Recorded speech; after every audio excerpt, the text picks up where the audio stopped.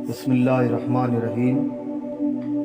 حضرت عبداللہ ابن عمر رضی اللہ عنہ سے روایت ہے کہ رسول اللہ صلی اللہ علیہ وسلم نے ارشاد فرمایا کہ 4 باتیں اور خصلتیں ایسی ہیں کہ اگر تم کو نصیب ہو جائیں تو پھر دنیا اور اس کی نعمتوں کے فوت ہو جانے اور ہاتھ نہ آنے میں نہ کوئی مزائدہ ہے اور نہ گھاٹا۔ نمبر 1، امانت کی حفاظت۔ نمبر 2، باتوں میں سچائی۔ نمبر 3، حسن اخلاق۔ نمبر 4، کھانے میں احتیاط اور پرہیزگاری۔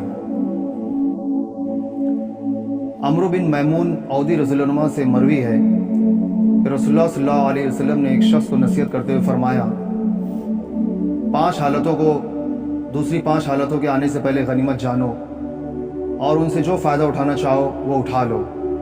نمبر 1، غنیمت جانو جوانی کو بڑھاپے کے آنے سے پہلے۔